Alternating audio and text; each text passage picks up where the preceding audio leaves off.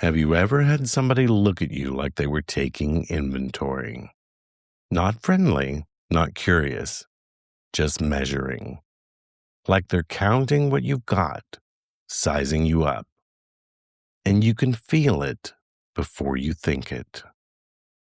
A car slows down in front of your place, not because they're lost, because they're looking. You get that cold little prickle at the base of your neck. That gut-tightening feeling that says, this isn't nothing. People call it the evil eye. It's that heavy, envious stare that lands on you and sticks. The kind that can sour an entire week. The kind of look that makes a house feel less like your sanctuary. Here's the truth. Hiding doesn't stop it. You can shut the blinds, lock the door, turn the lights off. But a bad look doesn't need your permission to be aimed at you. So people learned a different solution. They didn't hang no trespassing signs, and they didn't put up something polite. They put up a warning at their threshold. In the ancient world, they set a face over the door that was meant to stop a person in their tracks. Eyes wide, mouth open, tongue out, and hair covered in snakes like a storm. That face had a name, the gorgoneion, a mask designed to catch harm before it crossed into the home, a spiritual guard dog that didn't sleep. And the face on that mask, if you trace it back far enough, belongs to Medusa. Most people hear Medusa and think monster. Snakes for hair, the stone gaze, Perseus with a sword, end of story. But that's not the whole story, and it sure isn't how everyday people used her image. Because farmers and soldiers weren't debating who the hero was. They were trying to keep bad luck off their crops, trying to keep enemies off their bodies, and trying to keep their families safe behind a door. They didn't treat Medusa like a villain. They treated her like a shield. They carved her face into stone and set it on temples. They stamped her onto coins. They hammered her into their armor. And they put her on shields so anything coming at them had to meet her eyes first. Because sometimes protection isn't a gentle thing. Sometimes it needs teeth. And sometimes it needs to be a look that says, don't come closer. I'm Papa G, and this is the Feral Folklorist. And today we're talking about Medusa. Not the one you usually find in movies and sometimes cartoons, but the one who was a working guardian. We're going to track how her image moved from myth into real practical protection. We're going to talk about the gorgoneion, the evil eye, and why some wards are supposed to be uncomfortable. And by the time we're done, you'll understand why people didn't just fear that face. They hired it.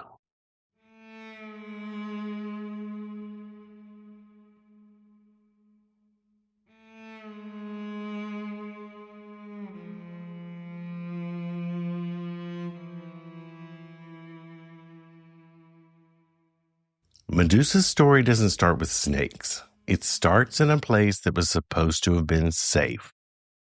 In the old Greek telling, she's a mortal woman serving in the temple of Athena, a priestess, a life built around vows, rules, and devotion. Some versions lean hard on her beauty, especially her hair, and that part matters because in these stories, beauty isn't a gift. It's a magnet. It draws attention you didn't ask for, and in a world where gods do what they want, attention can be a threat. Poseidon sees her, and in the worst possible way, he takes what he wants. The temple doesn't protect her. Her vows don't protect her, and the goddess she serves did not protect her. That's the part people try to clean up when they retell the story. But you can't understand why Medusa becomes what she becomes if you sand that part down. The core of the myth is that she's punished for what was done to her. Athena doesn't punish Poseidon, she punishes Medusa. And she does it in the most personal way possible. She takes the thing the world praised, the hair everyone talked about, and she turns it into a nest of living danger, snakes. A face nobody can look at, a gaze that turns you into stone. That's the moment myth turns her into a monster. But if you look at it from the angle of folk logic, something else happened right there too. A boundary was born. Medusa is cast out to a lonely place. Often described as an island, she's sent away with her two sisters, the other Gorgons, Steno and Euryale. They're immortal. Medusa is not. She's the only one that can be killed, which matters because it sets up the story later with Perseus. The hero narrative, the trophy. But before that hero shows up, Medusa is already doing something the myth doesn't want to give her credit for. She becomes untouchable. People come toward her with harm in their hearts, and they don't get to finish that job. They freeze instead. They become part of the landscape. In some tellings, her home ends up littered with statues, men who came to conquer and got stopped without ever lifting a weapon. That's the oldest kind of protection magic. It's harm halted at the threshold. And that's where folklore starts to split from the official story. Because regular people, the ones who weren't writing epics about heroic bloodlines, noticed what the Gorgon actually did. She stopped aggression. She ended someone's momentum against her. She would turn a threat into something still.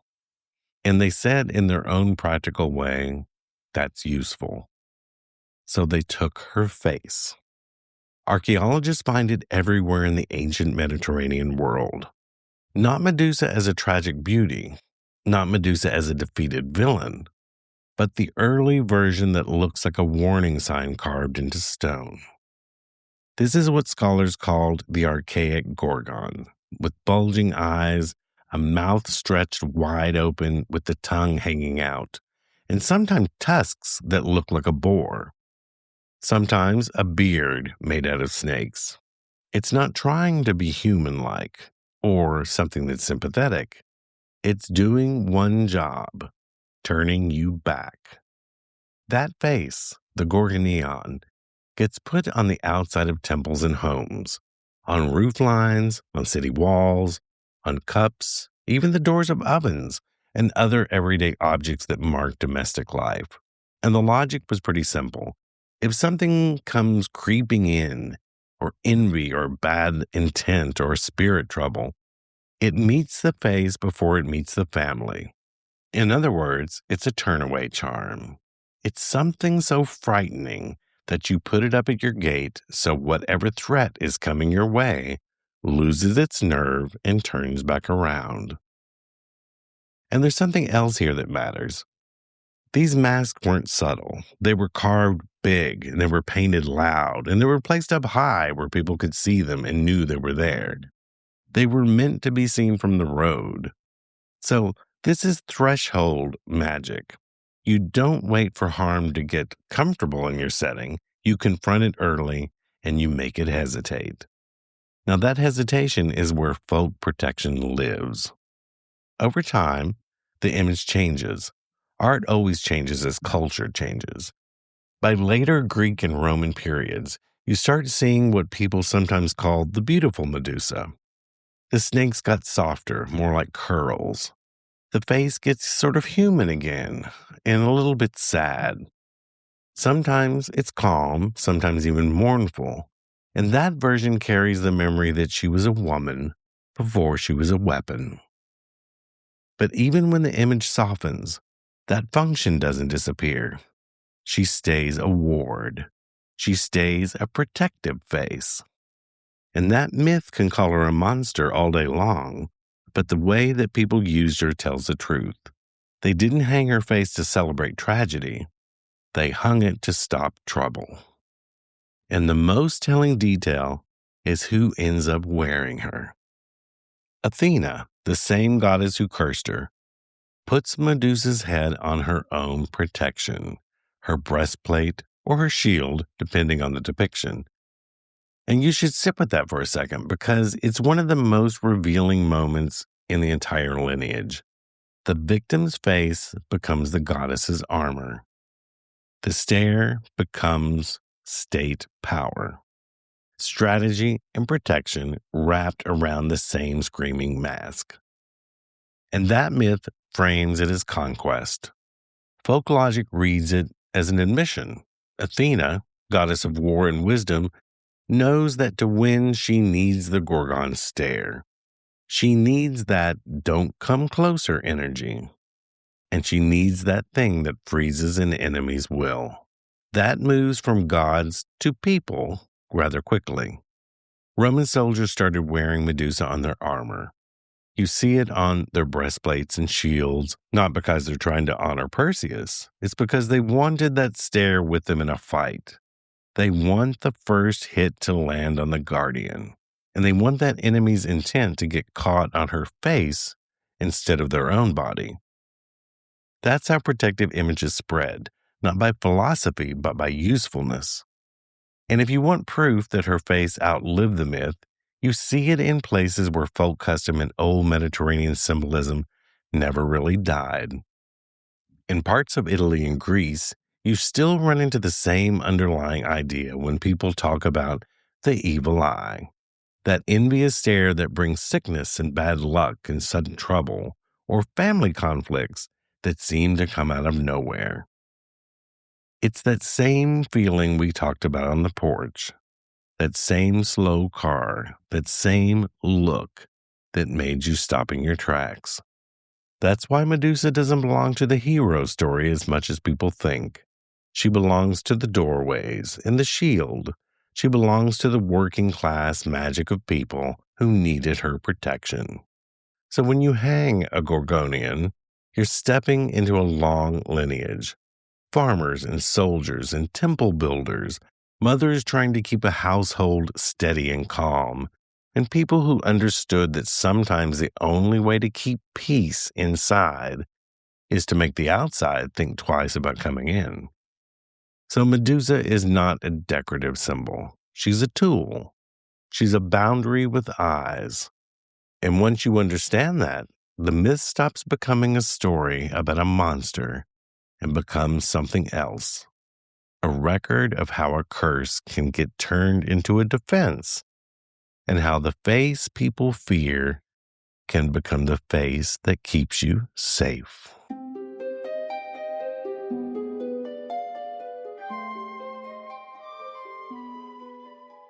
In folk magic, a gaze is never just a gaze. It's a contact. It's a delivery system. Everybody knows what it feels like when someone stares at you too long. You can feel the heat of it. Your shoulders tense and your thoughts get scattered. You start adjusting yourself without even meaning to, like your body is trying to step out from under that spotlight. That's the doorway where the evil eye lives. Because the evil eye isn't always some theatrical curse with candles and someone reciting Latin. Half the time, it's just envy with focus, wanting what you have or resenting you for having it, and letting that resentment sit on you like a hand. People describe it as fatigue and headaches or bad luck that starts stacking up for no good reason. Arguments be popping up in the house over nothing, and money starts draining out faster than it comes in. The point of the gorgoneion isn't that it's scary. The point is that it interrupts something. A curse rides in on attention, and the gorgon is a snare for attention. The wide eyes and open mouth are not for artistic flair. They're bait. They pull the human eye into it and hold it, and once that gaze gets caught, the intention behind it gets stuck too. That's the mechanic of that type of magic.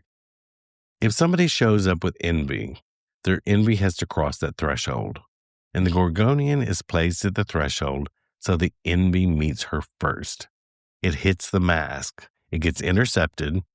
So in old folk logic, the spell doesn't have to chase the enemy down the street. It just has to stop the harm from coming inside. A good ward is a closed gate, not a hunting dog.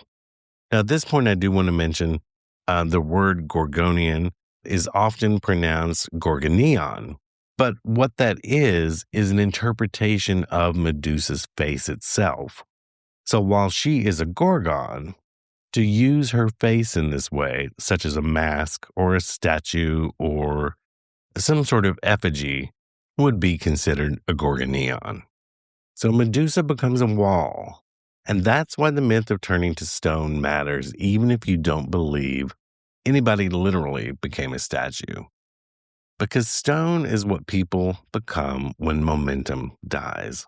So a person steps towards you with bad intent, and you meet them with something strong enough that makes them hesitate. That hesitation is a freeze. That is the becoming of stone. They lose their nerve. They forget why they came. The energy sort of collapses, and sometimes the body follows that spirit. A person gets quiet or stiff or uncertain, and they leave. That's the practical version of turn to stone. So the ward isn't about punishment, it's about paralysis. A threat that can't move is a threat that can't strike. Now, the mirror is where this gets a little sharper. In the Perseus story, the mirror is used as a workaround. He won't look at her directly, so he uses reflection. It's a clever hero trick, but folk practice took that same tool and flipped it. The mirror became a weapon for the house, not for the intruder. Because if a harmful look is coming in, reflection can send it back. That's why you see mirror folklore showing up in evil eye traditions all over the world. People hang reflective surfaces near doors and windows, not because they want to admire themselves, because reflection is return. It's sort of a spiritual boomerang. If you don't know who is throwing the harm, you don't have to. You can just send it back the way it came. Medusa pairs naturally with that. She catches the gaze and the mirror returns it. The stare is intercepted, then bounced, and that's the whole system. A ward doesn't need to identify the enemy. It just needs to reject its entry. So the snakes matter too. People like to treat the snake hair as a horror movie detail. But in folk symbolism, snakes are vigilance. They're sensory creatures and they read vibrations. They taste the air. They feel what's coming before it arrives. When you put snakes on a guardian's head, you're basically saying, this protector is always awake. That's why the gorgoneion shows up above doorways and near windows. It isn't just guarding what comes through the front entrance. It's guarding the vulnerable places where outside energy leaks in. Windows and chimneys and back doors. Places where a look can slip through without a knock. And there's another layer. Medusa is a boundary born from betrayal. A lot of modern spiritual talk tries to make protection magic sweet and soft and love and light only. But folk magic has never been that naive. Folk magic is built by people who had to live in the real world, where some threats don't respond to politeness. The Gorgon is protection that doesn't apologize. Her whole power is the hard line. This far, and you go no further. So that's why her image got used on tombs, too. It wasn't there as decoration for a tragedy. It was there as a seal, because the dead were vulnerable. Graves were often robbed, bodies were disturbed, and the gorgoneion said, don't. It guards sanctity. It keeps what's inside from being interfered with. A cemetery is a threshold, just like a front porch is. Different kind of house, same boundary problem. Then you get into the old lore about her blood, how one side was poison and the other side was medicine. And that's a detail in the myth that is about functional protection. A real ward doesn't just repel harm, it preserves life. It keeps the family steady inside the boundary, while the poison stays outside where it belongs. And that duality is why Medusa is used to protect people who do real protection work. Not just keep bad things out, but keep good things intact, like keep your marriage steady or keep the money from bleeding out, keep the home from feeling heavy and make it stay happy, keep the sleep restful, keep the neighbors' problems out of your house. So Medusa isn't just a stop sign, she's a seal. Now, there's something else that's easy to miss if you only see her as a myth. Her image moved. Early on, it's public. On temple roofs, city walls, shields. It's meant to be seen by outsiders. Over centuries, you also find the image tucked into domestic places, hidden behind mirrors, and placed in areas that feel like spiritual weak points. That shift tells you something about protection work evolved. Sometimes the threat is outside. Sometimes the threat is the atmosphere inside the home, where it could be resentment or grief or tension or jealousy between family members. All those things that sour the energy and can rot a household from the inside out. Medusa can be aimed outward, but her presence also forces honesty. A guardian that never blinks is a witness to everything you're doing. Some people don't like to be witnessed. Some patterns don't survive an unflinching stare. And that's why her image can feel intense. It doesn't just keep strangers out, it keeps the house from lying to itself. And that brings us back to Athena, because that relationship is the strangest part of the whole thing. In the myth, Athena is the one who curses her. So in magical terms, Athena is also the one who formalizes her power. Athena takes the Gorgon face and mounts it onto her shield, turning Medusa into an official instrument of protection. It reads like exploitation, but it also reads like recognition. The goddess of strategy doesn't choose soft wards, she chooses what works. And when a person uses Medusa as a ward today, that's what they're choosing too. So it's not a vibe or an aesthetic. It's a tool that's been used for thousands of years because it gets a result. That face says, you can look, but you can't enter. And that stare turns movement into stillness. In the end, Medusa's magic is the magic of the threshold. It's the decision to draw a line and mean it. The world is full of eyes. Some are loving, some are hungry, and some are jealous. And Medusa is what you hang up when you're done being the target.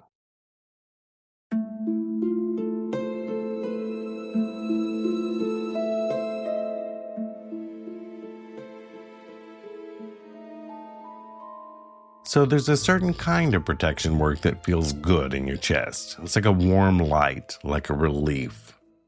Medusa work usually doesn't feel like that. It feels like a lock clicking shut. It feels like the air just got a little quieter, and not in a peaceful way, in a watchful way, like a dog that just sat up because it heard something outside. And that's why people mess it up, because they treat her image like decor. They treat the Gorgon like a cool symbol. They hang her up like she's a poster. And then they act surprised when the atmosphere changes. A ward can change a room. There's a story that makes this point, and it's about a person who got their hands on an old architectural piece. It was this iron heavy kind of thing that used to be built onto a wall, and it had a Gorgon cast onto it with, the big eyes and the wild hair and the mouth wide open. It wasn't pretty, but it was meant to be effective. They liked it. They didn't know what to use it for, but they liked the look of it. So they hung it inside the house, down this narrow hallway, not near the front door and not facing outward, just inside, facing the traffic of the home. So at first it was nothing, till it wasn't. Friends started saying the hallway felt cold. Not the thermostat is weird kind of cold, the kind of cold where your skin tightens. People would walk past it and glance up, then look away fast like they've been caught doing something wrong. And the homeowner started noticing something stranger. They'd walk into that hallway and forget what they were doing. Not once, not twice, but over and over. They'd head towards the bathroom or the bedroom or the laundry room and just stop, blank, like the thought in their head just got wiped clean. At first, they just blamed stress. Then they noticed it happened always right there, only in that corridor where the gorgon faced inward like a spotlight. The iron face was doing its job. It was catching a gaze. It was catching attention. And it was catching intention. But there was no outside for it to focus on. No enemy at the threshold. So the ward turned into a net in the middle of the house. And it snagged everything passing through. So the house got still. Things like social plans would dry up or people stopped dropping by. And the homeowner started feeling trapped in their own routine, like the air itself had gotten thicker in the house. Like the house had started to hold on to things. So that's Medusa in the wrong place. That's a guard dog chained in the living room. It doesn't know who to bite, so it just stays tense and makes everybody nervous. So here's the rule people learned the hard way. A guardian meant to face out can't face in. If the eyes are turned towards the family, the protection becomes a cage. You haven't put a defender on the door, you put a judge in the hallway. And Medusa doesn't blink. Now, there's another way this goes wrong too, when the image is damaged. In a lot of traditions, a broken ward is worse than no ward because the work is still on, but it's disrupted. A cracked mirror warps reflection, and a broken charm leaks. So a guardian with obscured eyes becomes blind. And a blind guardian doesn't discriminate. It can't tell friend from foe. It just pressures everything. People will keep a worn-out Medusa carving in a garden because they like how old it looks. Like it looks like an worn antique. And rain has washed the features down. And the eyes are almost gone. And it looks more like a face-shaped shadow than a stare. And the space begins to feel too open. Exposed. It's like putting a fence up with holes in it. Now you haven't just blocked the trouble, you've marked the place as vulnerable. So folk logic would tell you that's an invitation. The boundary's there, but it's punctured. So the home starts drawing the very thing the ward is supposed to repel. Neighborhood envy or bad luck or petty conflict. The steady drip of problems that don't seem accidental anymore. A person will say, everything keeps going wrong and I can't figure out why. And you walk the property and see the guardian sitting there blind, staring at nothing, still half awake. That's when you learn something important about Medusa. She isn't neutral. Her story is betrayal and violation and punishment and exile. She doesn't have patience for people using her image to bully the innocent. If somebody tries to use her face as a weapon for petty intimidation, the work tends to flip because the whole logic is reflection. The harm hits the ward and returns. The gaze you send out comes back. So if you hang her up to show people who's boss, don't be shocked if your life starts getting tight. Don't be shocked if you feel frozen in your own mess. Because protection work isn't just about having power. It's about having purpose. Because Medusa is not an aesthetic choice. She's a function. And a function needs the right placement, the right direction, and a clear reason to be there. Otherwise, you don't get a protected home. You get a house that feels like it's holding its breath.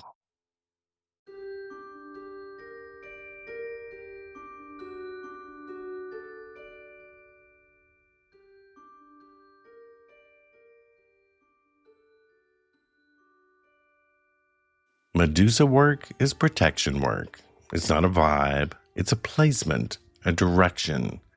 It's deciding where the line is and making sure that line holds.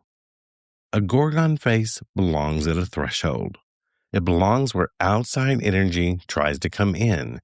And if you put her in the wrong spot, she'll do what she does: catch eyes, stop movement, freeze things up.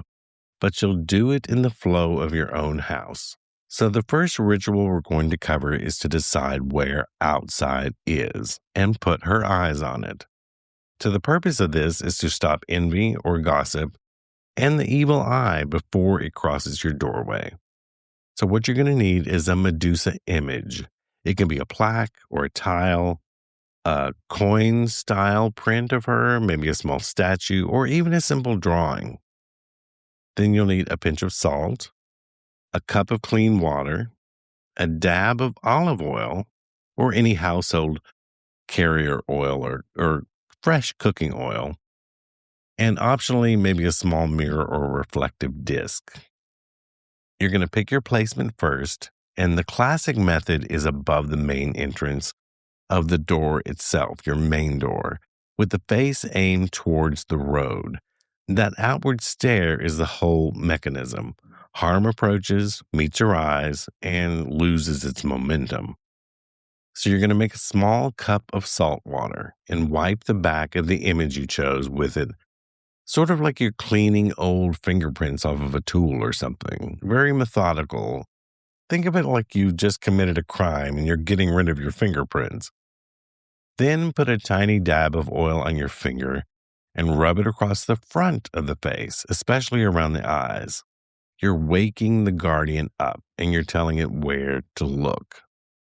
If you're using a mirror, set the mirror behind the image so the back of the ward rests against the reflective surface. Now, that mirror would be a return. It sends what hits the ward back the way it came. And when you mount the image, keep your words plain. Say something like, "You face out, you hold the line, you protect us." Then you close the door and walk away. Don't hover at the threshold. Just let the boundary do its job. So the next piece of work would be, I would call this like an unblinking eye wash. And the purpose would be to keep the ward sharp and prevent it from going blind, as we talked about before when someone had neglected an image of Medusa. And what you need is clean water, once again, a pinch of salt, a small cloth, and optional, maybe rosemary tea, cool down, or a drop of rosemary essential oil in water. So once a month, you wipe the face, especially the eyes, with the salt water. Dust dulls the stare, so you want to keep her eyes sharp and always watching what's going on. As you wipe, say your name once, then say, "Eyes open, door closed." And that's it. It doesn't have to be poetic. It's just a maintenance routine. If you ever cover the image for company that may be coming over that don't really understand your ways, just uncover it after they've left and wipe the eyes again. You're sort of switching the guard back on. People forget that protection setups work a while, then they start feeling like they're waning and they're a little bit off. It's not that the ward ran out of magic. It's the house stopped tending to it. So in old folk practice, upkeep is half the power. You wipe the eyes the same way you sweep the floor. You're telling the home over and over, we stay protected here. So Medusa doesn't do half measures. She's a hard boundary. If you use her, be clear about what you're asking her for and where you're aiming it. Face out, eyes clean, and hold the line of protection. So if your house starts feeling a little tense after you set her up, don't panic. Just check the placement first. Most problems with Medusa work come down to direction. The guardian should be staring at the road, not the family. I'm Papa G, and this has been the Feral Folklorist. Next time, we're talking about foot track magic.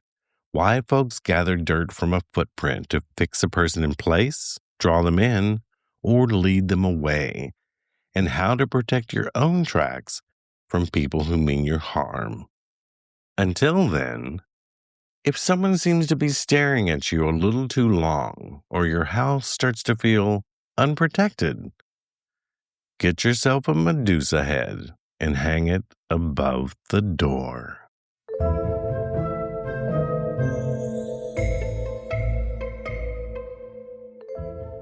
If you'd like to hear the After the Show episode where I go deeper into the folklore, spill a little extra dirt, and sometimes rant just a bit, consider becoming a patron over on my Patreon at patreon.com/PapaG. You can find the official site for the podcast at feralfolklorist.com. And if you need spell supplies for any of the workings we talk about on the show, our metaphysical shop, Romangees Botanica, has been weaving magic for over 25 years. That's over at romangees.com.